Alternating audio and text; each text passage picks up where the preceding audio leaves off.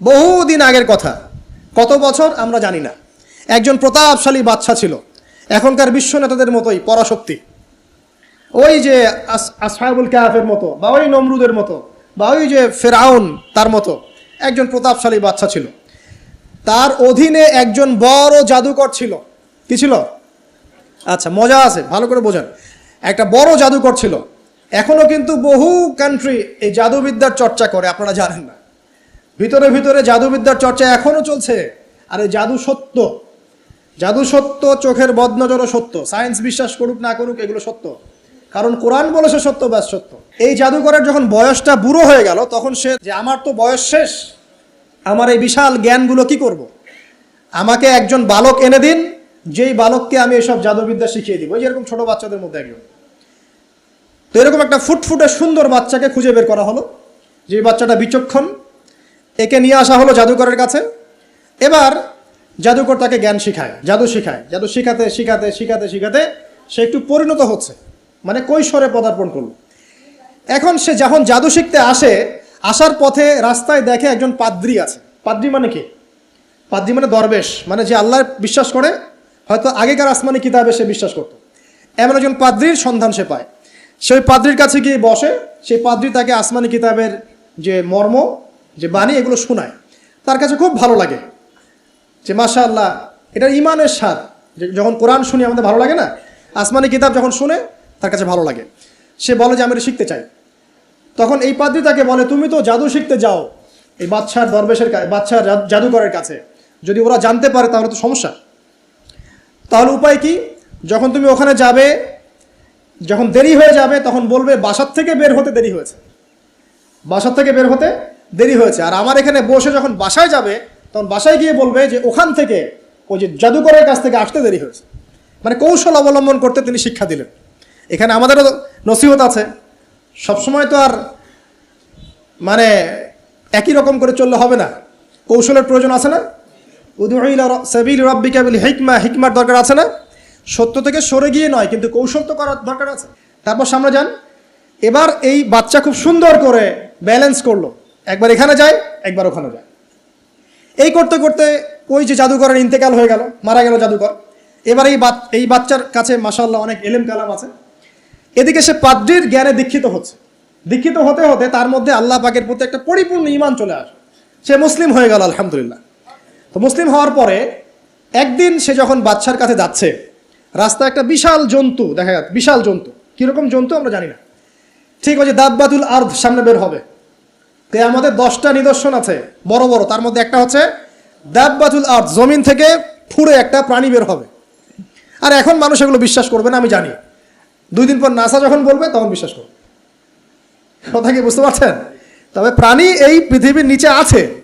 রাসূল সাল্লাল্লাহু আলাইহি ওয়াসাল্লাম বলছেন 10টা আলামত না আসা পর্যন্ত কিয়ামত হবেই। তার মধ্যে একটা হচ্ছে দাব্বাতুল আরদ, জমিন থেকে একটা প্রাণী বের হবে। এবং এই প্রাণী শুধু বেরই হবে না, মানুষের সাথে কথাবার্তা বলবে। এবার মানুষের সাথে কথা বলবে প্রাণী। বিশ্বাস করছেন? এখন বিশ্বাস করছেন না জানি, কিন্তু প্রাণী মানুষের সাথে কথা বলবে। আল্লাহ পাক বলাতে পারেন না? পারেন। আচ্ছা, সামনে যান। ওই প্রাণী যখন দাঁড়িয়ে আছে রাস্তায়, এখন এই বালক বলছে, আজকে আমি প্রমাণ করে নিব যে আল্লাহর আনুগত্যশীল ওই পাদ্রী সঠিক নাকি ওই জাদুকর সঠিক। এবার সে একটা ইট হাতে নিল, পাথর হাতে নিয়ে সে বলছে, আল্লাহ, তোমার কাছে যদি ওই জাদুকরের কাজের চাইতে এই পাদ্রীর কাজ বেশি পছন্দনীয় হয়, এই ইটের আঘাতে এই জন্তুকে তুমি মেরে ফেলো আল্লাহ। এ বলেছে বিসমিল্লাহ বলে পাথর নিক্ষেপ করলো। নিক্ষেপ করার সাথে সাথেই জন্তু ডেড। তখন তার আইন আল ইয়াকিন, হাক্কুল ইয়াকিন হয়ে গেল যে হ্যাঁ, আল্লাহর কাছে এই পাদ্রীর আমলই সবচেয়ে বেশি পছন্দনীয়। তার আর মনে কোনো সংশয় থাকলো না। কিশোর মানুষ না, কতটুকুই বা বোঝেন নাই? এবার তার মধ্যে একটা ইয়াকিন চলে আসলো এবং সে পরিপূর্ণ মুমিন, মুসলিম হয়ে গেল। এবার যখন সে রাজ দরবারে যায়, তার কাছে পেশেন্ট আসে। মানে একজন মানুষ এসেছে, সে বলছে যে আমার চোখের সমস্যা। সে চোখে হাত দেয়, হাত দিয়ে বলে যে আপনি আল্লাহর প্রতি ঈমান নিয়ে আসেন, আমি আল্লাহর কাছে দোয়া করব, চোখ ভালো হয়ে যাবে। এভাবে পেশেন্ট আসে, সে বলে আল্লাহর প্রতি ঈমান নিয়ে আসেন, আমি দোয়া করব, ভালো হয়ে যাবে। এভাবে আস্তে আস্তে তার নাম এবং খ্যাতি ছড়িয়ে পড়তে লাগলো। যেই তার কাছে আসে, সে বলে আগে মুসলিম হন, ইমানদার হন, আল্লাহর প্রতি বিশ্বাস করেন, আমি দোয়া করব, ভালো হয়ে যাবে। চোখ অন্ধ ভালো হয়ে যাচ্ছে, কুষ্ঠরোগী ভালো হয়ে যাচ্ছে, হ্যাঁ, প্যারালাইজড রোগী ভালো হয়ে যাচ্ছে, আলহামদুলিল্লাহ। নবী ঈসা আলাইহিস সালাম এমনটা করেছিলেন না? আল্লাহ পাক চাইলে করতে পারেন। একদিন ওই রাজ দরবারের একজন মন্ত্রী আসছে, এবার ওই রাজার একজন এমপি সাহেব, তার চোখে সমস্যা, সে আসছে, এসে বলছে যে আমার এই চোখের সমস্যা, আমার চোখটাকে ভালো করার দরকার, তোমার কাছে কোনো ওষুধ আছে নাকি? তো সে বলছে যে আপনি আল্লাহর প্রতি ঈমান নিয়ে আসেন, আমি আল্লাহর কাছে দোয়া করব, আপনি ভালো হয়ে যাবেন। এবার সে আলহামদুলিল্লাহ ঈমান নিয়ে আনলো এবং সে ভালো হয়ে গেল। এই ভালো হয়ে যাওয়ার পরের দিন যখন সে আবার ওই পার্লামেন্টে গিয়েছে আর কি, ওদের তৎকালীন রাজদরবারে, এবার রাজা ওকে দেখে বলছে যে তোমার তো চোখ অন্ধ ছিল, কিভাবে সেবা লাভ করলে? তো সে বলে না কিভাবে সেবা লাভ করলো, সে বলতে চাচ্ছে না, কারণ সে আজ করছে যে বললে সমস্যা হবে। তো এক পর্যায়ে তাকে খুবই পিটুনি দেওয়া হচ্ছে, রিমান্ডে নিয়ে গিয়ে কঠিন মাইট দেওয়া হচ্ছে। এক পর্যায়ে সে মারের যন্ত্রণা সহ্য করতে না পারে বলে ফেললো যে ওই বাচ্চা, তার কাছে গিয়ে আমি আরোগ্য লাভ করেছি এবং সে আমাকে বলেছে যে তার রবের প্রতি ঈমান নিয়ে আসতে, তাহলে আমি শেফা লাভ করব। এই বাচ্চা এখন বলছে ফেরাউনের মতো যে আয়না রব্বুকুমুল আ'লা, আমি তো তোমাদের রব। নমরুদের মতো আমি তো তোমাদের রব, ঠিক আছে, আমি ছাড়া তোমাদের কে রব আছে? মা আলিমতু লাকুম মিন ইলাহিন গায়রি, আমি তো জানি না যে আমি ছাড়া তোমাদের কোনো ইলাহ আছে। এবার এই লোকটাকে হত্যা করা হলো, এই এমপি সাহেবকে হত্যা করা হলো, বিকজ সে ঈমান নিয়ে আসে। এবার সেই বালককে ডেকে আনা হচ্ছে, বলা হচ্ছে বলো তুমি নাকি তোমার রবের নাম দিয়ে মানুষের ট্রিটমেন্ট করা শুরু করেছো?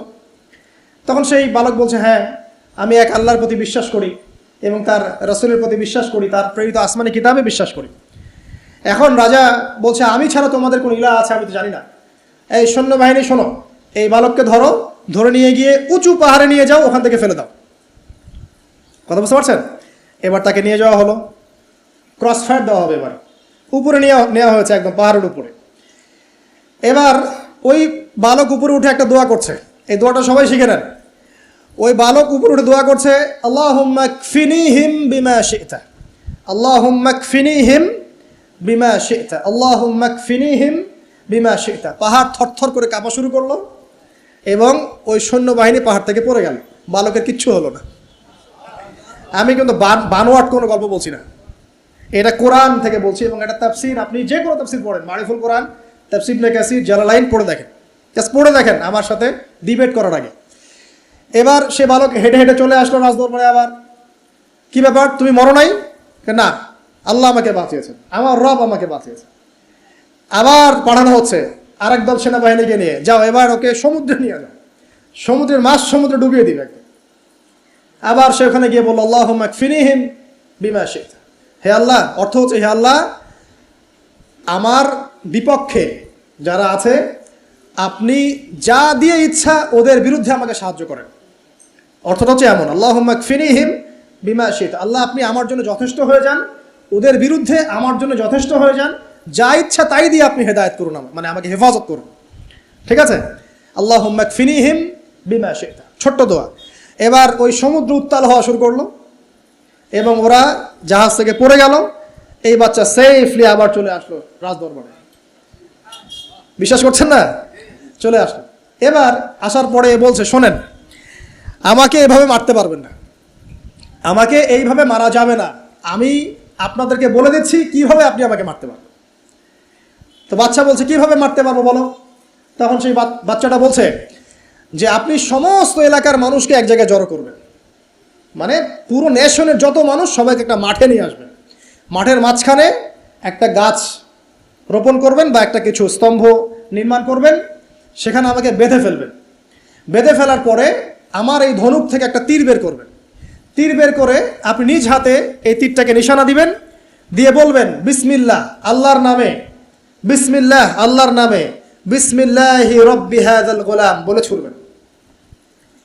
অর্থ হচ্ছে আমি এই রবের, আমি এই বাচ্চার রব, আমি এই বাচ্চার রব আল্লাহর নামে তীর ছুড়লাম, এটা বলে তীরটা নিক্ষেপ করবেন, তাহলে আমি মরবো, তার আগে মরবো। কথা কি বুঝতে পারছি? এবার তাই করা হলো, সমস্ত এলাকার মানুষকে এখানে জড়ো করা হলো।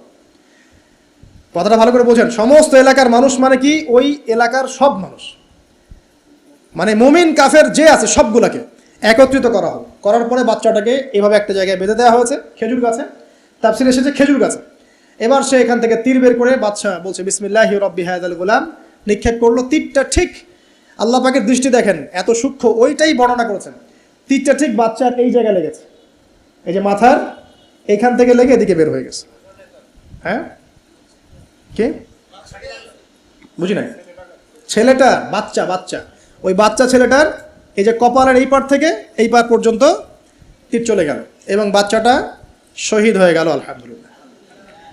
এবং এই বাচ্চাটা যখন মারা গেল বা শহীদ হয়ে গেল, আর সারা এলাকার মানুষ কি দেখলো যে বাচ্চা তাকে দুইবার চেষ্টা করে মারতে পারে নাই, কিন্তু তার রবের নাম যখন নেওয়া হয়েছে, আল্লাহর নাম নেওয়া হয়েছে, মারতে পেরেছে। দেন পুরো এলাকার সমস্ত মানুষ মুসলিম হয়ে গেল, আলহামদুলিল্লাহ। একজন বাচ্চার জীবনের বিনিময়ে সমস্ত এলাকার মানুষ ইসলামের হেদায়েত পেয়ে গেল, আলহামদুলিল্লাহ। এবার বাচ্চার মাথা তো আরো খারাপ, একটাকেই সামলাতে পারছিলাম না, এবার তো সমস্ত এলাকার মানুষ মুসলিম হয়ে গেছে। এখন কি করবেন? এখন সেনাবাহিনীকে আদেশ করা হয়েছে সমস্ত মানুষগুলোকে জড়ো করে একটা গর্ত খোঁড়ো, একটা গর্ত খুঁড়ে সেখানে আগুন জ্বালাও, আগুন জ্বালিয়ে সমস্ত মানুষকে ফেলে দাও। দৃশ্যটাকে কল্পনা করতে পারছেন? একটা পুরো এলাকার মানুষকে একটা মাঠের মধ্যে একত্রিত করে সেখানে আগুন জ্বালিয়ে সবাইকে সেখানে ফেলে দেওয়া হলো এবং তারা চতুর্দিক থেকে এটাকে অবলোকন করতে লাগলো, মজা উপভোগ করতে লাগলো। এটাই আল্লাহ পাক বলছেন, কুতিলা আসহাবুল উখদুদ ইয হুম আলাইহা কুউদ ওয়া হুম আলা মা ইয়াফআলুনা বিল মুমিনিনা শুহুদ। শেষ পর্যায়ে তাফসীরে এসেছে, শেষ পর্যায়ে একজন মায়ের কোলে একটা ছোট্ট বাচ্চা ছিল, তো সেই মা নিজে লাফ দিবে এটাতে তার কোনো সমস্যা নেই, কিন্তু বাচ্চাটাকে নিয়ে লাফ দেওয়ার জন্য সে ইতস্তত বোধ করছে। তখন আল্লাহ রাব্বুল আলামিন সেই ছোট্ট বাচ্চাটার কোলে, সেই ছোট্ট বাচ্চাটার জবানের মধ্যে আল্লাহর কুদরত নিদর্শন নাজিল করলেন। ওই বাচ্চাটা কথা বলা শুরু করলো। সেই বাচ্চাটা বলল, লা তাখাফি ইয়া উম্মা, এটা শব্দটা এমন এসেছে, ইয়া উম্মা, হে আমার মা, লা তাখাফি, তুমি ভয় করো না, ফাইন্নাকি আলাল হক, কারণ আপনি সত্যের উপরে আছেন, লাভ দিন। যারাই সে অগ্নিকুণ্ডে সেদিন লাভ দিয়েছে তারাই জান্নাতের স্বাদ পেয়েছে, আলহামদুলিল্লাহ। এই হলো আসহাবুল উখদুদের ঘটনা, যেটা আল্লাহ রাব্বুল আলামিন সূরা বুরুজের মধ্যে বলেছেন। এখানে একটাই শিক্ষণীয় বিষয়, ঈমান এর শক্তি একজন ছোট্ট বালকের মধ্য দিয়ে কিভাবে আল্লাহ রাব্বুল আলামিন পুরো নেশনকে হেদায়েত করতে পারেন। এবং আল্লাহ রাব্বুল আলামিন সমস্ত পরিকল্পনার উপরে মহা পরিকল্পনাকারী, এবং আল্লাহ সুবহানাহু ওয়া তাআলা তাদেরকে চিরস্মরণীয় করে রেখেছেন কোরআনের পাতায়। কিয়ামত পর্যন্ত মানুষ এই ঘটনা পড়বে, তাদের থেকে শিক্ষা গ্রহণ করবে না? তো আল্লাহ রাব্বুল আলামিন সবচেয়ে বেশি স্মার্ট না আমরা সবচেয়ে বেশি স্মার্ট? এরপরে আল্লাহ রাব্বুল আলামিন বলছেন যে তারা ঈমান আনা ছাড়া অন্য কোনো অপরাধ করে নাই। এই মুমিন যারা ছিল, আগুনে লাফ দিয়েছে, এদের কি কোনো অপরাধ ছিল? এদের কোনো অপরাধ ছিল? কি অপরাধ ছিল? তারা শুধুমাত্র কি ছিল? মুমিন ছিল। ঈমান আনার ফলে তাদের এই পরিণতি হয়েছে, তাদেরকে অগ্নিকুণ্ডে লাফ দিতে তারা বাধ্য হয়েছে। যারা দিয়েছে তারা কি জান্নাতি না জাহান্নামী? জান্নাতি। ওই যে বালক যে একা দৃষ্টান্ত স্থাপন করে গেল এবং পুরো নেশনকে হেদায়েত দিয়ে গেল, এই বালক সফল না ব্যর্থ? আল্লাহ রাব্বুল আলামিন যদি চান তাহলে এরকম একজন দুইজন মানুষকে দিয়েও পুরো নেশনকে হেদায়েত করাতে পারেন। এবং যেটা হয়ে গেছে আগে সেটা এই যুগেও সম্ভব না? শুধু সম্ভবই না, বরং আপনাদের চোখের সামনে এটা হয়েছেও, কিন্তু আপনারা সেটা বুঝতে পারেন নাই। আপনাদের চোখের সামনে যুগের পর যুগ এমন ঘটনা ঘটেছেও, কিন্তু আপনারা হয়তো বুঝতে পারেন নাই, ধরতে পারেন নাই। আল্লাহ রাব্বুল আলামিন এমন মানুষদেরকে দিয়ে পুরো নেশনকে হেদায়েত করেন। কিছু মানুষকে আল্লাহ পাক পরীক্ষায় ফেলেন, তাদের মধ্য দিয়ে আল্লাহ পুরো নেশনকে হেদায়েত করতে পারেন, আলহামদুলিল্লাহ। তো আল্লাহ পাক এখানে বুরুজ বিশিষ্ট আসমানের কসম করে বলছেন, ওয়াল ইয়াউমিল মাউউদ, এবং আমি আরো কসম করছি প্রতিশ্রুত দিনের। ইয়াউম মানে দিন, মাউউদ মানে হচ্ছে যেই দিনটার ওয়াদা করা হয়েছে, মানে প্রতিশ্রুত দিন। এটা কোন দিন? কিয়ামতের দিন। শুকরিয়া। ওয়াল ইয়াউমিল মাউউদ মানে হচ্ছে কিয়ামতের দিনের কসম। আর কিয়ামতের দিনটা কি? একটা বাক্য উত্তর হচ্ছে ইয়াউমা লা তামলিকু নাফসুন লিনাফসিন শাইআ। কিয়ামতের দিন এমন একটা দিন যেই দিন কোনো নফস, মানে কোনো সত্তা অন্য কোনো সত্তার যাররা পরিমাণ উপকার করতে পারবে না। ইয়াউমা লা তামলিকু নাফসুন লিনাফসিন শাইআ ওয়াল আমরু ইয়াউমা ইযিল লিল্লাহ, যেদিন সমস্ত কিছুর দায়িত্ব, আমর, কর্তৃত্ব শুধুমাত্র আল্লাহ পাকের হাতে থাকবে। এই হলো কিয়ামতের দিন। এখানে কোনো পলিটিক্যাল সম্পর্ক চলবে না, কোনো বংশের সম্পর্ক চলবে না, রক্ত, বর্ণ, জাতীয়তাবাদ চলবে না। চলবে কি? ঈমান এবং আমল। ঈমান এবং আমল, এর উপরে আল্লাহ পাক যাকে রহম করবেন সেই জান্নাতে যেতে পারবে। মানুষ তার আমলের বদৌলতেও জান্নাতে যাবে না। মানুষ তার আমলের বদৌলতে কখনো জান্নাতে যাবে না যদি না আল্লাহ পাক তাকে রহম করেন। একজন আবেদ ব্যক্তির ঘটনা আছে, এগুলো সহিহ হাদিসের মধ্যেই আছে। 500 বছর আল্লাহ পাকের ইবাদত করেছিল। কত বছর? 500 বছর। তাকে যখন বলা হচ্ছে যে তুমি আল্লাহর রহমতে জান্নাতে যাও, সে বলে বসেছিল যে, বা বলে বসবে কিয়ামতের মাঠে যে আমার আমলের বদৌলতে। তখন আল্লাহ রাব্বুল আলামিন তাকে ডেকে বলবেন যে তোমার সব আমলগুলোকে এক পাল্লায় রাখা হবে, আর আমি তোমাকে যে নিয়ামতগুলো দিয়েছিলাম সেগুলো এখন আরেক পাল্লায় রাখা হবে। দেখা যাবে দুই চোখের যে নিয়ামত, আল্লাহ পাকের দুইটা চোখের যে নিয়ামত যা আল্লাহ মানুষকে দিয়েছেন, ওই 500 বছর ইবাদতের নেকি তার চেয়ে বেশি হয়ে যাবে। মানে দুই চোখের নিয়ামতের চাইতে 500 বছরের ইবাদত কম হয়ে যাবে। তাহলে এই হলো আল্লাহ পাকের রহমতের একটা আমি নমুনা দিলাম যে আল্লাহ পাকের রহমত ছাড়া কেউ জান্নাতে যেতে পারবে না। ওয়াল ইয়াউমিল মাউউদ, মানে কিয়ামতের দিন, সেই দিন যেদিন কোনো নফস কোন নফসের উপকার করতে পারবে না, পৃথিবীর কোনো সম্পর্ক সেখানে টিকবে না। সূরা আবাসার মধ্যে আল্লাহ পাক বলছেন ইয়াউমা ইয়াফিরুল মারউ মিন আখি, যেদিন ভাই ভাই থেকে পালিয়ে যাবে, ওয়া উম্মিহি ওয়া আবি, মানুষ তার বাবা এবং মা থেকে পালিয়ে যাবে, ওয়া সাহিবাতিহি ওয়া বানি, তার স্ত্রী পুত্র সন্তান এগুলো থেকে মানুষ পালিয়ে যাবে। লিকুল্লি ইমরিইম মিনহুম ইয়াউমাইযিন শা'নু ইউগনি, সেই দিন প্রত্যেক মানুষ নিজের নফসের কথা নিয়েই ব্যস্ত থাকবে। সবাই বলবে ইয়া নাফসি ইয়া নাফসি। তবে শুধু একজন ব্যক্তি আছেন এই পুরো মহাবিশ্বে, যিনি বলবেন ইয়া উম্মতি ইয়া উম্মতি। তিনি কে? আমাদের প্রিয় নবী মুহাম্মদ রাসূলুল্লাহ সাল্লাল্লাহু আলাইহি ওয়াসাল্লাম, এই একমাত্র মানুষ যিনি আল্লাহ পাকের সামনে কিয়ামতের মাঠে বলবেন ইয়া উম্মতি ইয়া উম্মতি, হায় আমার, হে আল্লাহ আমার উম্মত, হে আল্লাহ আমার উম্মত। আজকে সেই নবীর আদর্শ আমরা ভুলে গেছি। সেই নবীর সুন্নত পালন করতে গেলে লজ্জা লাগে। ইয়াং জেনারেশন দেখবেন বিটিএস এর সুন্নত পালন করে, ওই যে ম্যানচেস্টার ইউনাইটেডের সুন্নত ফলো করছে। হ্যাঁ, ক্রিকেট প্লেয়ার, ওই যে ফুটবল প্লেয়ার, বলিউডের নায়ক, বলিউডের নায়িকা, হলিউডের নায়ক নায়িকা, এগুলোর সুন্নত ফলো করছে। তো রাসূলুল্লাহ সাল্লাল্লাহু আলাইহি ওয়াসাল্লামের সুন্নাহ মতো দাড়ি রাখতে লজ্জা লাগে, তার মতো কাপড় পরতে লজ্জা লাগে, হ্যাঁ, তার আদর্শটাকে ফলো করতে লজ্জা লাগে। অথচ সেই মানুষটাই কিয়ামতের মাঠে এই উম্মতের পক্ষে কথা বলবেন যে হে আল্লাহ আমার উম্মত, আমার উম্মত। আর এই মানুষটাকেই জীবিত অবস্থায় 15 বার হত্যা করার চেষ্টা করা হয়েছিল। তাকে নবী মুহাম্মদ সাল্লাল্লাহু আলাইহি ওয়াসাল্লামকে বিস্তারিত জানতে বিশ্ববিখ্যাত বই আর রাহিকুল মাখতুম, এটা পড়ে দেখেন। জীবন রাসূল সাল্লাল্লাহু আলাইহি ওয়াসাল্লামের পবিত্র জীবনের উপরে একটা সেরা বই আর রাহিকুল মাখতুম পড়ে দেখেন। তাকে প্রায় 15 বার হত্যা করার চেষ্টা করা হয়েছে এবং তাকে প্রায় 16টা গালি খেতে হয়েছে সারা জীবনে। কতগুলা?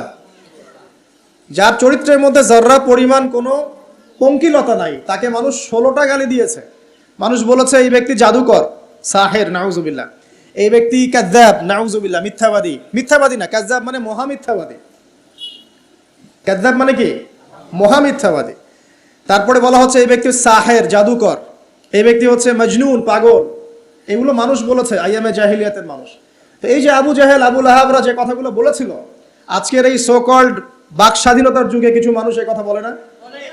বলে না? তো এরা কার উত্তরসূরি বুঝতে পারছেন? এই যে আবু লাহাব যে বলেছিল ও আলী জামাআতানা লিহাদা, ও সে বলেছিল আলী জামাআতানা লিহাদা। ওই পাহাড়ের নিচে দাঁড়িয়ে আবু লাহাব বলছিল। নবী সাল্লাল্লাহু আলাইহি ওয়াসাল্লাম বলছেন তোমরা সবাই শুধু বলো কুলু লা ইলাহা ইল্লাল্লাহ তুফলিহুন। হে আমার চাচারা, কুরাইশ বংশের যারা আছেন আপনারা, ইয়া মা'আশারাল কুরাইশ, আপনারা শুধু বলেন কুলু লা ইলাহা ইল্লাল্লাহ, খালি একবার বলেন যে লা ইলাহা ইল্লাল্লাহ তুফলিহুন, আপনারা সফল হয়ে যাবেন, আরব আজম উভয়ের রাজত্ব পাবেন। নবীজি বলছেন। তখন আবু লাহাব হাততালি দিয়ে বলছিল আলি হাদা জামাআতানা, এই জন্য আমাদেরকে এখানে একত্রিত করেছো। তখনই হাততালি দিয়ে পাথর নিয়ে রাসূল সাল্লাল্লাহু আলাইহি ওয়াসাল্লামের দিকে নিক্ষেপ করেছে। নাউযুবিল্লাহ। তো তখনই আল্লাহ পাক আয়াত নাজিল করলেন। কোন আয়াত? তাব্বাত ইয়াদা আবি লাহাবিন ওয়া তাব, ধ্বংস হোক আবু লাহাবের দুই হাত, যে দুই হাত দিয়ে সে পাথর নিক্ষেপ করেছে, ওয়া তাব্বা, এবং সে নিজেও ধ্বংস হোক। দেখেন, কিয়ামত পর্যন্ত কোরআন থাকবে না, এই সূরাটা থাকবে না। তো কিয়ামত পর্যন্ত মানুষ কোরআন তেলাওয়াতের মধ্য দিয়ে আবু লাহাবকে গালি দিবে, দিবে না? কিয়ামত পর্যন্ত মানুষ কোরআন তেলাওয়াতের মধ্য দিয়ে আবু লাহাবকে কিন্তু অভিসম্পাত করতে থাকবে যে তুমি ধ্বংস হও, তোমার 2 হাত ধ্বংস হোক। এই হলো নবী সাল্লাল্লাহু আলাইহি ওয়াসাল্লামের শান। তাকে কষ্ট দিচ্ছে মানুষ, বলছে যে মুহাম্মদ সাল্লাল্লাহু আলাইহি ওয়াসাল্লাম এমন ব্যক্তি যার সন্তান জীবিত থাকে না, পুত্র সন্তান জীবিত থাকে না। তখন আল্লাহ রাব্বুল আলামিন আয়াত নাজিল করলেন, ইন্না আ'তাইনাকাল কাউসার, নিশ্চয়ই আমি আপনাকে কাউসার মহান মর্যাদা দিয়েছি। এটা শুধু হাউজে কাউসারই নয়, কিন্তু হাউজে কাউসার সহ এই যে দুনিয়ার তার সম্মান, তার নাম শুনলে আমরা দরুদ পড়ি, তার ইজ্জত, তার শান শওকাত, এগুলোও কাউসার, সবই কাউসার। তো নিশ্চয় আমি আপনাকে কাউসার দিয়ে দিয়েছি। ফাসাল্লি লিরাব্বিকা ওয়ানহার, আপনি মন খারাপ করেন না, আপনি আপনার রবের জন্য সালাত আদায় করেন, তার পথে স্যাক্রিফাইস করেন। কুরবানি মানে শুধু কিন্তু পশু কুরবানি নয়, এখানে তার পথে আত্মত্যাগ করা, যেটা রাসূল সাল্লাল্লাহু আলাইহি ওয়াসাল্লাম সারা জীবন করে গেছেন। ইন্না শানিয়াকা হুয়াল আবতার, নিশ্চয়ই আপনার যারা শত্রু এরা সব নির্বংশ হয়ে যাবে। তো ওই যে আবু জাহেলের সুন্নতগুলো কিন্তু এখনো চালু আছে। দেখবেন সুযোগ পেলেই মানুষ রাসূলুল্লাহ সাল্লাল্লাহু আলাইহি ওয়াসাল্লামের পবিত্র চরিত্র নিয়ে কথা বলে। তো যারা অজ্ঞ তাদের ব্যাপারে আমাদের আফসোস অতটা নয় যতটা আমাদের এই মুসলিম যুবকদেরকে নিয়ে আমাদের আফসোস। এই মুসলিম পরিবারে জন্মগ্রহণ করার পরেও আজ পর্যন্ত কেউ রাসূলের জীবনী পড়ে দেখলো না, আজ পর্যন্ত রাসূলের সুন্নাত ফলো করার সুযোগ হলো না, তৌফিক হলো না। 5 ওয়াক্ত নামাজটুকু পড়তে পারছেন না, দাড়িটা ছাড়তে পারছেন না, টাকনুর উপরে কাপড় উঠাতে পারছেন না, হারাম রিজিক ছাড়তে পারছেন না, মাদক ছাড়তে পারছেন না, জিনা পর্ন ছাড়তে পারছেন না, অথচ আপনি রাসূলুল্লাহ সাল্লাল্লাহু আলাইহি ওয়াসাল্লামের উম্মত। আপনার জন্যই আমার জন্যই নবী সাল্লাল্লাহু আলাইহি ওয়াসাল্লাম কাল কিয়ামতের মাঠে সুপারিশ করবে ইনশাআল্লাহ তাআলা। তো সুপারিশ পেতে হলে তো যোগ্য হতে হবে নাকি? একটা সুপারিশ পেতে হলে তো যোগ্য হতে হবে। যোগ্যতা কি? এক বাক্যে উত্তর হচ্ছে আপনার 24 ঘন্টাকে আপনি নবী সাল্লাল্লাহু আলাইহি ওয়াসাল্লামের সুন্নাহ দিয়ে ঢেলে সাজাবেন। একদম উঠবেন, বসবেন, খাবেন, চলবেন, ফিরবেন, কথা বলবেন, নামাজ পড়বেন, যত কাজ আছে সব হবে কার তরিকায়? রাসূল সাল্লাল্লাহু আলাইহি ওয়াসাল্লামের তরিকায়। যদি এটা শিখতে না পারেন, ওই যে আল্লাহর রাস্তায় সময় দিচ্ছে ভাইরা, 3 দিন 7 দিন 40 দিন চলে যান, দেখবেন 40 দিনের মধ্যে আপনাকে সুন্নত শিখায় বাসায় পাঠিয়ে দিবেন ইনশাআল্লাহ। এমন কোনো জামাত নাই যেটা 100% পরিশুদ্ধ আছে। তো ওই বিতর্কিত বিষয়গুলো ছাড়েন, বিতর্কিত বিষয়গুলো আপাতত ছেড়ে দেন। সুন্নতটা তো শিখাবে আপনাকে তো নামাজটা শিখাবে, জামাতে নামাজের পাবন্দি শিখাবে, হাদিস চর্চা শিখাবে, তালিম করা শিখাবে, দাওয়াত দেওয়া শিখাবে। এইটুক শিখে চলে আসে। কমপক্ষে আপনি আপনার ব্যক্তি জীবনটাতে রাসূলের সুন্নাহটা প্রতিষ্ঠা করেন। সারা দুনিয়ার মানুষ সুদ খায় খাক, অর্থনৈতিক জীবনে গিয়ে আমি সুদ খাবো না। প্রয়োজনে কৃষিকাজ করে খাবো, মাছ চাষ করে খাবো, গরু ছাগল প্রতিপালন করব, তারপরেও সুদ খাবো না। আমি ব্যবসা করতে গিয়েছি, ওখানেও নবীর সুন্নত লাগবে, আমি মাপে কম দিতে পারবো না। সারা দুনিয়ার মানুষ দেয়, দেখ, সারা দুনিয়ার মানুষ মজুদ করে করুক, আমি করব না। সারা দুনিয়ার ব্যবসায়ীরা কালোবাজারি করে করুক, আমি করব না। একজন মুসলিম যুবকের চরিত্র হবে আমার। চাকরি করতে গিয়েছেন, চাকরি করা অবস্থায় যদি দেখেন যে হ্যাঁ আপনি নীতি নৈতিকতা বজায় রেখে করতে পারছেন, আলহামদুলিল্লাহ। যদি দেখেন এখানে আপনি ইসলামে টিকতে পারছেন না, রিজাইন দিয়ে চলে আসেন, এসে নিজস্ব প্রজেক্ট তৈরি করেন। এমন অনেক মানুষকে আমরা চিনি যারা বড় বড় চাকরি ছেড়ে দিয়ে, হারাম চাকরি ছেড়ে দিয়ে কৃষিকাজ করেছে, করে আল্লাহ পাক তাদেরকে এখন স্বাবলম্বী করেছে। রিজিক কার হাতে ভাই? আল্লাহর হাতে। আর কোরআনে কিন্তু বেশি থেকে বেশি কৃষিভিত্তিক অর্থনীতির কথাই বলা হচ্ছে। দেখবেন, কোরআন পড়ে দেখবেন, বেশি থেকে বেশি কৃষিভিত্তিক অর্থনীতির কথাই বলা হচ্ছে এবং ব্যবসার কথা বলা হচ্ছে। এর মানে এই না আপনি চাকরি করতে পারবেন না, পারবেন। যদি আপনি চাকরি করা অবস্থায় কোরআন সুন্নাহ ফলো করতে পারেন, আলহামদুলিল্লাহ। যদি না পারেন, প্রতিবন্ধকতা থাকে, একেবারেই পারছেন না, দেয়ালে পিঠ থেকে যাচ্ছে, ছেড়ে দেন। পরকালটাকে ইহকালের জন্য নষ্ট করেন না। আল্লাহ পাক বোঝার তৌফিক দান করুন। এবার সমাজ চালাবেন, এখানেও রাসূলের সুন্নাহ প্রয়োজন আছে। মন গড়া সুন্নত দিয়ে সমাজ সংস্কার হবে না, রাসূলের সুন্নত দিয়েই সমাজ সংস্কার হবে ইনশাআল্লাহ তাআলা। দাওয়াতি কাজ করব, সেখানেও রাসূলের সুন্নত লাগবে। মন গড়া স্টাইলে দাওয়াতি কাজ করা যাবে না। যেটা বলবো, যেটা করব, যেটা মানুষের জন্য কল্যাণকর মনে করব, এটা রাসূলের পক্ষ থেকে দলিল থাকতে হবে। আল্লাহ পাক আমাদেরকে বোঝার তৌফিক দান করুন, আমিন। এবং এখানে শৈথিল্যতা প্রদর্শন করা যাবে না দাওয়াতের ক্ষেত্রে। গোল আলু মার্কা সব তরকারিতেই চলে, এমন চললে হবে না। আবার খুব চরমপন্থী, মানে পান থেকে চুন খসলেই একজনকে খারেজি ফতোয়া দিয়ে একদম ভিতরে ঢুকাই দিচ্ছে, এইসব চলবে না। মধ্যমপন্থী তরিকা লাগবে। ওয়াকাযালিকা জাআলনাকুম উম্মাতান ওয়াসাতা, আল্লাহ পাক বলছেন এভাবেই আমি তোমাদেরকে মধ্যমপন্থী উম্মত করেছি। মধ্যমপন্থী উম্মত, যারা শৈথিল্যতা প্রদর্শন করবে না, আবার চরমপন্থীও হবে না। চরমপন্থায় কি কোনো লাভ হয়?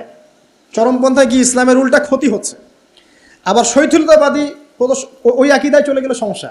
তখন দেখা যাবে হারাম হালাল সব গুলায় ফেলছেন, আর একটা গোলালু মার্কে কনসেপ্ট নিয়ে কবরে যাওয়া লাগতেছে। আল্লাহ পাক বোঝার তৌফিক দান করুন, আমিন। তো এক কথায় প্রিয় ভাইয়েরা, ওই কিয়ামতের মাঠে রাসূলুল্লাহ সাল্লাল্লাহু আলাইহি ওয়াসাল্লামই একমাত্র সত্তা যিনি পুরো উম্মার জন্য সুপারিশ করবেন ইনশাআল্লাহ তাআলা। তো সেই সুপারিশ পাওয়ার যোগ্য হতে হলে আমাদের চলনে বলনে কথায় কাজে ব্যবসা অর্থনীতি সব ক্ষেত্রে রাসূলের সুন্নাহকে সর্বোচ্চ অগ্রাধিকার দিতে হবে। অনেক আদর্শের কথা আমরা বলি, সবচেয়ে সেরা আদর্শ মুহাম্মদ সাল্লাল্লাহু আলাইহি ওয়াসাল্লাম, তার আদর্শের উপরে কোনো আদর্শ নাই। অতএব এই আদর্শটাকে মনে পারে ধারণ করা, লালন করা, মননে ধারণ করে বাস্তবে ইমপ্লিমেন্ট করা। আল্লাহ পাক আমাদেরকে তৌফিক এনায়েত করুন, আমিন। তো প্রিয় ভাইরা, কিয়ামতের মাঠ সম্পর্কে অনেক ভয়াবহ চিত্র আছে, আজকে আমি সেটা বলার সুযোগ পাচ্ছি না। এতটুকু বলবো যে এটা হচ্ছে ন্যায় বিচারের মাঠ। এখানে যাররা পরিমাণ বান্দার হক নষ্ট করে পার পাওয়া যাবে না। আল্লাহ পাকের সাথে জড়িত হাজারটা পাপ থাকলেও আল্লাহ পাক মাফ করতে পারেন, ঠিক আছে, কিন্তু বান্দার সাথে জড়িত হক থাকলে বান্দার কাছেই ক্ষমা নিতে হবে। আর একটা পাপ নিয়ে কবরে যাওয়া যাবে না, একটা পাপ, সেটা কি? সেটা হলো শিরকের পাপ। শিরিকের পাপ নিয়ে কবরে যাওয়া যাবে না। বেঁচে থাকতেই শিরিকের সাথে সম্পৃক্ত যত আকীদা আমল আছে তওবা করতে হবে, ছাড়তে হবে। আল্লাহ রাব্বুল আলামিন আমাদেরকে শিরিক এবং কুফর থেকে হেফাজত করুন, আমিন। আল্লাহ পাকের পরের আয়াতে বলছেন ওয়া শাহিদিন ওয়া মাশহুদ। একটা চমৎকার ঘটনা আসবে সামনে ইনশাআল্লাহ, মনোযোগ ধরে রাখেন। আল্লাহ বলছেন ওয়া শাহিদিন ওয়া মাশহুদ, আমি আল্লাহ কসম করছি শাহেদের এবং মাশহুদের। শাহেদ কি? তাফসীরের কিতাবে এসেছে শাহেদ মানে হচ্ছে জুমার দিন। কোন দিন? জুমার দিন। এই যে দেখেন, জুমার দিনে মুসলিমদের একটা কাজ কমন, সেটা হলো গোশতের দোকানে দাঁড়িয়ে গরুর গোশত কেনা। সকাল সকাল দেখবেন জুমার দিনে হাজির কসাইয়ের দোকানে, আজকে জুমার দিন গরু খাইতেই হবে, নাকি ভাই? কথাটা কি ঠিক না বেঠিক? দেখবেন শহরের যতগুলো কসাইখানা আছে সকাল সকাল হাজির, জুমার দিন গোশত খাইতে হবে। অথচ জুমার দিনটা এত ইম্পর্টেন্ট, এই দিনে দোয়া কবুল হয়। যে কোনো দোয়া আল্লাহর কাছে চাবেন কবুল হবে। এই দিনে সূরা কাহাফ পড়তে হয়, এই দিনে তাড়াতাড়ি মসজিদে আসতে হয়, গোসল করে সুগন্ধি মেখে সুন্দর কাপড় পরে ইমামের কাছাকাছি এসে বসতে হয়।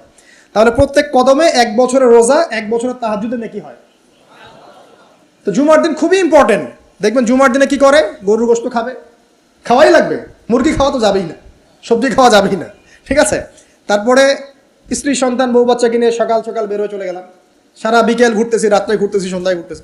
মানে ওই দিনটা দেখবেন গান বাজনা, পার্টি, এই বিয়ের অনুষ্ঠান, এই জন্মদিন, এই ওরিয়েন্টেশন, এই অমুক তমুক সব জুমার দিনে। অথচ জুমার দিনটাকে আল্লাহ পাক দিয়েছেন ওয়া শাহিদ, সাক্ষ্যদাতা। মানে জুমার দিন আপনাকে সাক্ষী দিবে যে আপনি এই দিন কি করেছেন। তো জুমার দিনের কাজগুলো পড়ে নেবেন বই থেকে, আল্লাহ পাক তৌফিক দান করুন, আমিন। ওয়া মাশহুদ, এবং মাশহুদের কসম করছি। মাশহুদ কি? মাশহুদ মানে আরাফার দিন। কোন দিন? আরাফার। এটা কোন দিন? যুব সমাজকে জিজ্ঞাসা করেন, বলতে পারবে না আরাফার দিন কোন দিন। এখনকার তরুণ প্রজন্ম দেখেন আরাফার দিন কোন দিন বলতে পারবে না। জিজ্ঞাসা করেন পর্যায় সারণীতে ওই যে মৌলের নাম, হাইড্রোজেন থেকে একদম শেষ পর সব বলে দিবে, পারমাণবিক ভর, পারমাণবিক সংখ্যা সব বলে দিবে। ফিজিক্সের প্রশ্নগুলো জিজ্ঞাসা করেন, সব বলে দিবে। ওই যে হায়ার ম্যাথ আছে, হায়ার ম্যাথের প্রশ্ন বলে দিবে। বায়োলজির যে কঠিন কঠিন বৈজ্ঞানিক নামগুলো আছে না, ব্যাঙের বৈজ্ঞানিক নাম, অমুকের তমুকের, মানুষ সব বলে দিবে। বলেন মাশহুদ কাকে বলে? ওয়া শাহিদিন ওয়া মাশহুদ, আয়াতটা শুনেছো কখনো? বলবে শুনি নাই। তো এই হলো অবস্থা, শিক্ষা সিস্টেমের এই হলো অবস্থা। কেউ কি বলেছে যে ডাক্তার হওয়া যাবে না, ইঞ্জিনিয়ার হওয়া যাবে না, বা জেনারেল লাইনে পড়া যাবে না? এমনটা কি কেউ বলেছে? কিন্তু কোরআন সুন্নাহর জ্ঞানকে বিসর্জন দিয়ে, ওই জ্ঞানটাকে বিসর্জন দিয়ে তোমাকে ডাক্তার হতে হবে? আমার তো মাঝে মাঝে মনে হয় যে এইসব সেকশনে এই সায়েন্টিফিক পড়াগুলোর পাশাপাশি মানবিক কিছু পড়াশোনা দেওয়া দরকার। আগে মানুষ বানানো দরকার, কিভাবে পেশেন্টদের সাথে ভালো ব্যবহার করতে হয় শেখানো দরকার, কিভাবে একজন অসুস্থ মানুষের সাথে ভালো বিহেভ করতে হয় শেখানো দরকার। খালি কিভাবে ইনজেকশন পুশ করতে হয় আর কিভাবে ওষুধ দিতে হয় এটুকু শেখানো যথেষ্ট না। একটা বিহেভিয়ার, মানবতা শেখানো দরকার। একটা ইঞ্জিনিয়ারকে শেখান যে চুরি করা হারাম, তাকে শেখান আগে, নাহলে বড় হয়ে অনেক বড় ইঞ্জিনিয়ার হতে পারে কিন্তু দেখবেন ভিতরে চুরি করছে। তো একটা মানবিক শিক্ষার দরকার আছে, হিউম্যান বিহেভিয়ার শেখানো দরকার। তো এই শিক্ষাগুলো কে দিবে? কোরআন দিবে, হাদিস দিবে, রাসূলের সুন্নাহ দিবে। তখন গিয়ে তো সে পরিপূর্ণ মানুষ হবে। আর যাদের মধ্যে এই দুইটা শিক্ষা একত্রিত হবে দেখবেন তারা সোনার মানুষ হবে ইনশাআল্লাহ। তো এই দুইটা শিক্ষাকে আমরা অর্জন করতে পারি না? কেউ কি বলেছে জেনারেল লাইনে পড়া বাদ দিয়ে দাও, বাদ দিয়ে একদম সবাই মৌলবী হয়ে যাও? সবাই যদি আলেম হয়ে যায় তাহলে ভাই সামরিক ক্ষেত্রে কে কাজ করবে, প্রশাসনে কে কাজ করবে, জনপ্রতিনিধি কে হবে, ইসলামিক ব্যাংকিং সেকশন কে চালাবে? ঠিক আছে না, সব সেকশনে মানুষের প্রয়োজন আছে না? তো সব সেকশনে মানুষের দরকার আছে, কিন্তু সেই মানুষগুলোর আত্মাটাকে কোরআন সুন্নাহর আধ্যাত্মিকত্ব দিয়ে ঢেলে সাজাতে হবে। আল্লাহ পাক তৌফিক এনায়েত করুন, আমিন। যদি অমুসলিম হয়, অমুসলিম হওয়ার পরেও যদি সে তার ধর্ম মেনে চলে, দেখবেন সেও কিন্তু ভালো মানুষ হবে। আসলে যারা এই বিশ্বে ফাসাদ সৃষ্টি করে বেড়াচ্ছে, এদের সাথে ধর্মের কোনো সম্পর্ক নাই। যারা এই বিশ্বে ফাসাদ সৃষ্টি করছে, এদের সাথে আসলে ধর্মের কোনো সম্পর্ক নাই। সে যদি সত্যিকার অর্থেই তার ধর্ম পালন করত, তাহলে কিন্তু সে তার ধর্মের প্রতি অনুগত থাকতো।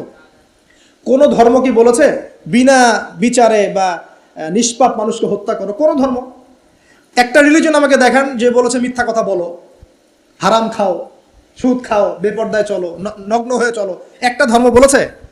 তাহলে প্রত্যেকটা ধর্মের মূল কথাগুলো কিন্তু মোটামুটি একরকম। তো সবাই যদি সবার ধর্ম মেনে চলে, কোনো সমস্যা? এরপরে যে পড়াশোনা করে দেখবে যে হ্যাঁ ইসলামই চূড়ান্ত রিলিজন, এর মধ্যে সমস্ত বিষয়ের সমাধান আছে, এটা ফাইনাল টেস্টিমেন্ট, তখন সে মুহাম্মদ সাল্লাল্লাহু আলাইহি ওয়াসাল্লামের আনুগত্য করবে, সাক্ষ্য দিবে আশহাদু আল্লা ইলাহা ইল্লাল্লাহ ওয়া আন্না মুহাম্মাদান আবদুহু ওয়া রাসূলুহু, মুসলিম হয়ে যাবে ইনশাআল্লাহ। ইনশাআল্লাহ মুসলিম হলেই, কালিমা পড়লেই একদিন না একদিন সে জান্নাতে যাবে ইনশাআল্লাহ তাআলা, যদি তার আকীদার মধ্যে শিরক না থাকে, কুফর না থাকে, আমলে বেদাত না থাকে, হারাম রিজিক না থাকে। আল্লাহ পাক আমাদেরকে পরিপূর্ণ মুসলিম হওয়ার তৌফিক এনায়েত করুন, আমিন। এই যে মাশহুদ বলছিলাম, আরাফার দিন, আরাফার দিন নিয়ে আমার স্বতন্ত্র একটা লেকচার আছে, ওইটা দেখে নিন।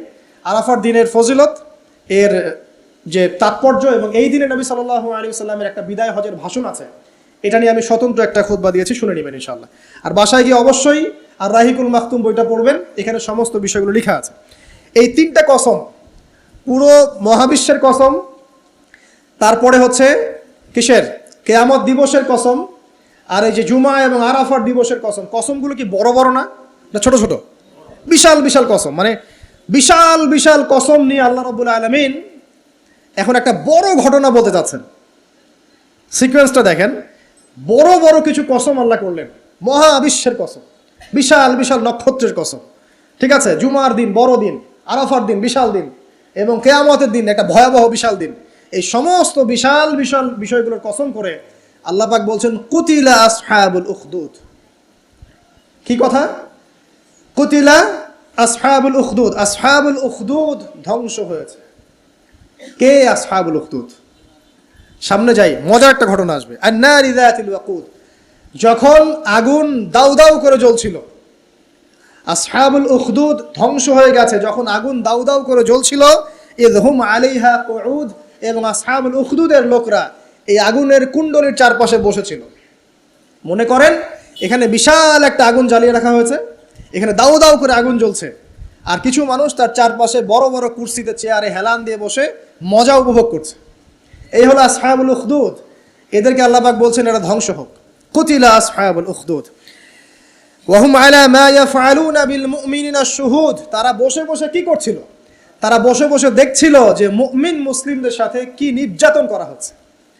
মুমিন মুসলিমদের সাথে ওই আগুনের মধ্যে যা নির্যাতন করা হচ্ছিল, ওরা চারপাশে বসে বসে এটা অবলোকন করছিল, হাসছিল, মজা নিচ্ছিল। এই আসহাবুল উখদুদরা ধ্বংস হোক। ওয়ামা নাকামু মিনহুম ইল্লা আন ইউমিনু বিল্লাহিল আজিজিল হামিদ। আল্লাহ পাক বলছেন ওই মুমিনদের কোনো দোষ ছিল না যে মুমিনদেরকে ওই অগ্নিকুণ্ডে পুড়িয়ে মারা হচ্ছিল এবং চারপাশে কিছু মানুষ জড়ো হয়ে দেখছিল, মজা নিচ্ছিল। আসহাবুল উখদুদ, ওই মুমিনদের কোনো দোষ ছিল না, শুধু একটা অপরাধ তাদের দৃষ্টিতে। কি সেটা? যে এই মুমিনরা এক আল্লাহর প্রতি ঈমান এনেছিল। এই মুমিন হওয়া ছাড়া তাদের কোনো দোষ ছিল না। কথা বুঝতে পারছেন? এবার চলে আসেন এখানে কিভাবে আসলাম। বহুদিন আগের কথা, কত বছর আমরা জানি না। একজন প্রতাপশালী বাদশা ছিল, এখনকার বিশ্ব নেতাদের মতোই পরাশক্তি, ওই যে আসহাবুল কাহাফের মতো, বা ওই নমরুদের মতো, বা ওই যে ফেরাউন তার মতো একজন প্রতাপশালী বাদশা ছিল। তার অধীনে একজন বড় জাদুকর ছিল। কি ছিল? আচ্ছা, মজা আছে, ভালো করে বোঝান। একটা বড় জাদুকর ছিল। এখনো কিন্তু বহু কান্ট্রি এই জাদুবিদ্যার চর্চা করে, আপনারা জানেন না। ভিতরে ভিতরে জাদুবিদ্যার চর্চা এখনো চলছে। আর এই জাদু সত্য, জাদু সত্য, চোখের বদনজরও সত্য। সায়েন্স বিশ্বাস করুক না করুক, এগুলো সত্য। কারণ কোরআন বলেছে সত্য, ব্যাস সত্য। জিন সত্য নাকি মিথ্যা? ফেরেশতা সত্য না মিথ্যা? কবরের আযাব সত্য না মিথ্যা? এগুলো তো চোখে দেখা যায় না, বিশ্বাস করলেন কিভাবে? এই চোখে দেখা যায় না বিশ্বাস করেছেন বলেই তো আপনি মৌলবাদী। চোখে দেখা যায় না, অহেতুক বিশ্বাস করছেন, অতএব আপনি একজন মৌলবাদী মানুষ। বুঝতে পারছেন? তো এই বিষয়গুলো বিশ্বাস না করলে কি আপনি মুমিন হতে পারবেন? আচ্ছা, কবরের আযাব সত্য না মিথ্যা আমরা বিশ্বাস করেছি, তোমরা মরার পরে বিশ্বাস করো। আমরা মরার আগেই বিশ্বাস করেছি, তোমরা মরার পরে বিশ্বাস করো। তারপর তোমরা পাক্কা মৌলবাদী হয়ে যাবে। যখন মরার পরে যখন কঠিন কবরের আযাব শুরু হবে, দেখবা যে আইন আল ইয়াকিন। ইয়াকিন কয়েক প্রকার হয়। একটা হচ্ছে আপনার আইন আল ইয়াকিন, হাক্কুল ইয়াকিন, এরকম কথা আছে কোরআনে। মানে আইন আল ইয়াকিন মানে যে চোখে দেখলাম এবার বিশ্বাস করলাম। রব্বানা আবসারনা ওয়া সামি'না ফারজি'না না'মাল সালিহান ইন্না মুকিনুন।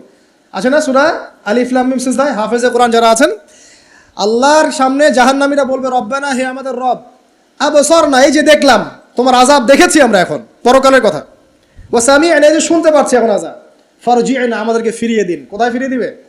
দুনিয়ায়। না'মাল সালিহান, আমরা সৎ কাজ করব, ইন্না মুকিনুন, আমাদের ইয়াকিন হয়ে গেছে এখন। তার মানে সবাই বিশ্বাস করবে একদিন না একদিন, তাই তো? এই ঈসা ইবনে মারইয়ামকে যে মানুষ বলছে ক্রুসিফাইড, তাকে ক্রুসিফাইড করা হয়েছে, তিনি মারা গেছেন, নাউজুবিল্লাহ, বলা হচ্ছে না? আচ্ছা, ঈসা ইবনে মারইয়াম যখন নেমে আসবেন সবাই বিশ্বাস করবে না? সূরা মাইদায় এই জন্যই বলা হচ্ছে যে ঈসা ইবনে মারইয়ামকে যখন পাঠানো হবে, একজন আহলে কিতাব বাকি থাকবে না যে তার প্রতি ঈমান নিয়ে আনবে না। এমন একজন মানুষ তখন খুঁজে পাওয়া যাবে না যে তার প্রতি ঈমান আনবে না আহলে কিতাবদের মধ্যে। ঈসা ইবনে মারইয়ামকে ক্রুসিফিকশন করা হয় নাই। ঈসা ইবনে মারইয়ামকে আল্লাহ রাব্বুল আলামিন তার কাছে উঠিয়ে নিয়েছেন। আর যে আল্লাহ পুরো মহাবিশ্ব চালাতে পারেন, সে একজন মানুষকে উঠাতেই পারেন। এটার এমন কি বিষয় যে আল্লাহ রাব্বুল আলামিন আপনার দেহের মধ্যে রূহ রেখে দিয়েছেন, তার হুকুমে বের হয়ে চলে যাবে, সে আল্লাহ রাব্বুল আলামিন রাসূল সাল্লাল্লাহু আলাইহি ওয়াসাল্লামকে মেরাজে উঠিয়েও নিতে পারেন। সিম্পল। শেষ করি, সূরাটার সামনে যাই।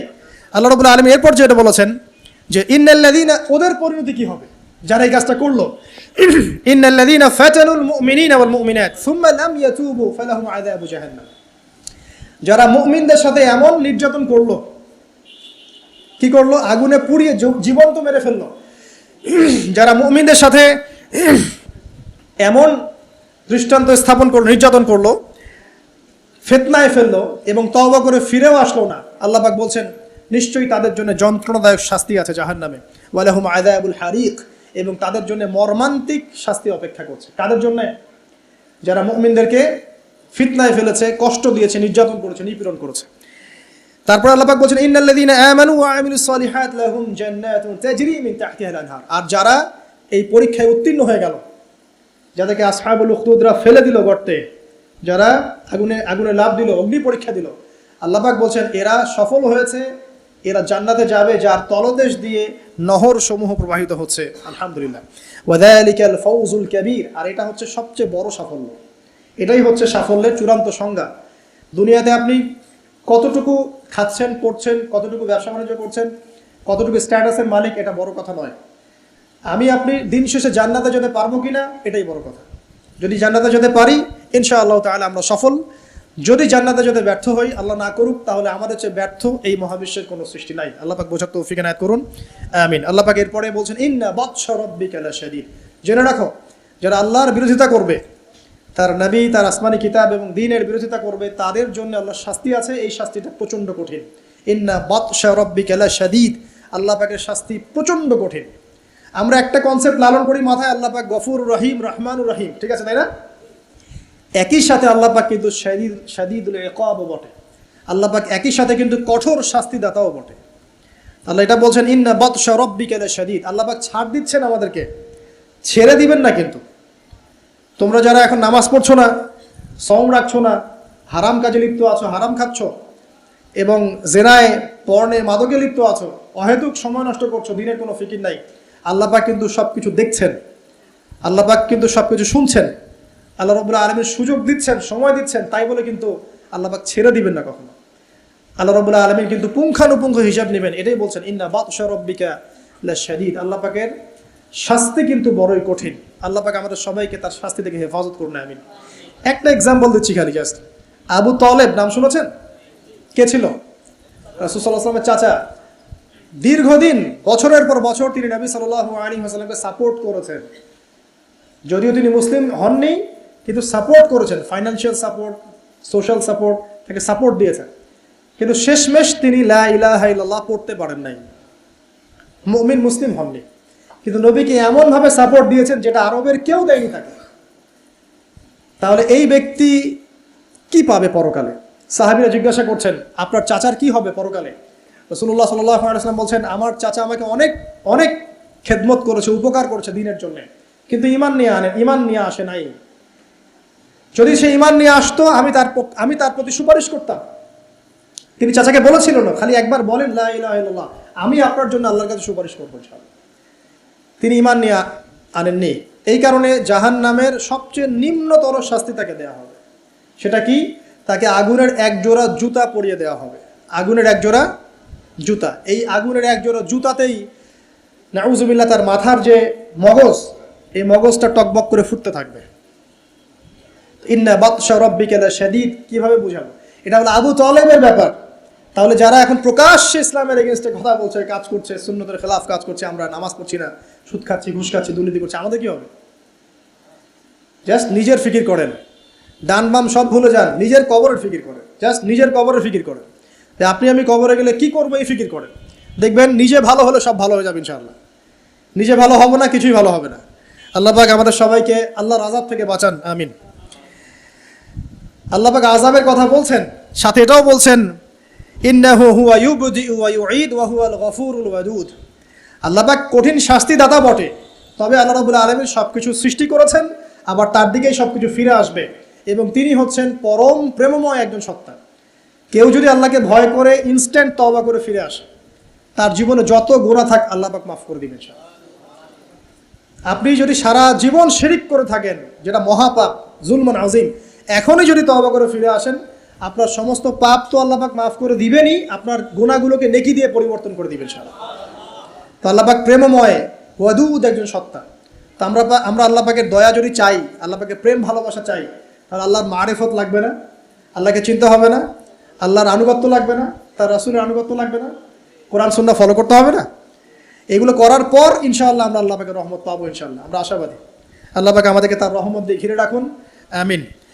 ওয়া হুয়াল গফুরুল ওয়াদুদ যুল আরশিল মাজিদ। আল্লাহ পাক বলছেন তিনি মহান আরশের অধিপতি। আরশ সম্পর্কে একদিন বলেছি আমি যে এই কুরসিটাই মহাবিশ্বকে ঘিরে রাখছে, আর এই কুরসিটা আরশের তুলনায় এমন যে একটা মরুভূমিতে একটা ঢাল ফেলে দেন, একটা মরুভূমির মধ্যে একটা থালাকে ফেলে দেন, অনুপাতটা যেমন হবে, আরশ আর কুরসির অনুপাতটা এমন। আরশটা এত বিশাল যেটা 8 জন ফেরেশতা ধরে রেখেছে, তার উপরে আল্লাহ রাব্বুল আলামিন আরশে আযীমে সমুন্নত। তো সে আল্লাহকে চিনতে শিখুন, আল্লাহর আনুগত্য করতে শিখুন। আল্লাহ পাক তৌফিক দান করুন। ফাআলুল লিমা ইউরিদ, আল্লাহ পাক যা ইচ্ছা তাই করতে পারেন।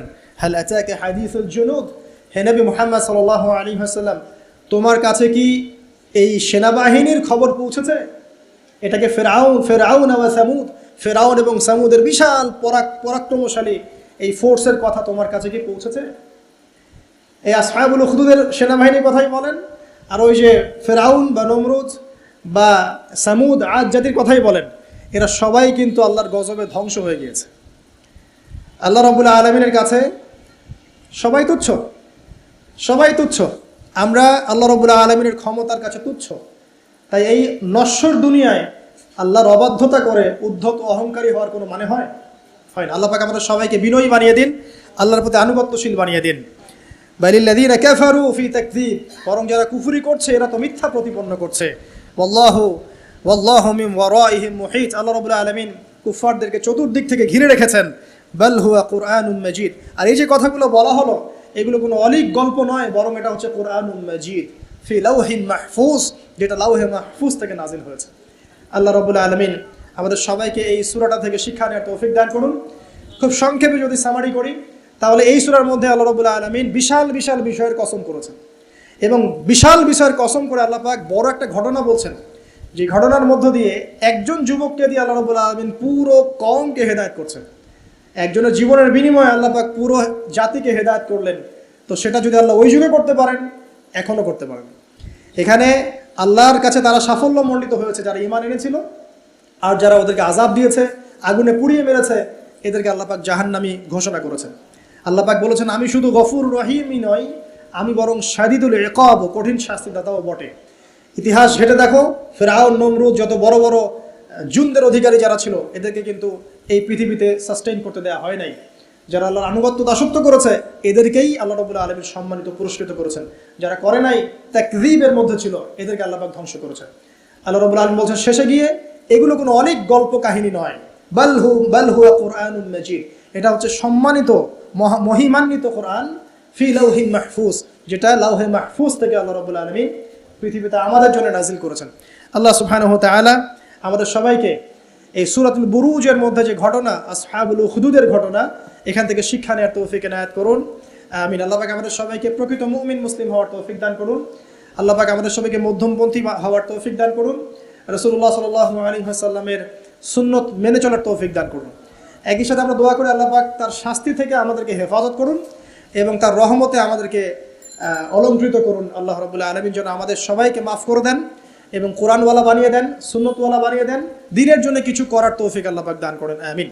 ঈমানের উপর দৃঢ়তা, ইস্তেকামা আল্লাহ পাক দান করেন। আমিন। আমি এই বলে আমার সংক্ষিপ্ত আলোচনা শেষ করছি। সুবহানাকা আল্লাহুম্মা ওয়া বিহামদিকা, আশহাদু আল্লা ইলাহা ইল্লা আনতা, আস্তাগফিরুকা ওয়া আতুবু ইলাইক। আসসালামু আলাইকুম ওয়া রাহমাতুল্লাহি ওয়া বারাকাতুহু।